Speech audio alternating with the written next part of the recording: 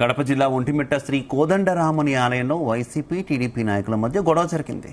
స్వామివారి సన్నిధిలోనే ఇరు వర్గాలకు చెందిన నాయకులు బాహాబాహీకి దిగారు. ఒంటిమిట్ట శ్రీ కోదండరాముని ఆలయంలో శ్రీరామనవమి వేడుకలు పురస్కరించుకొని ధ్వజారోహణం నిర్వహించారు.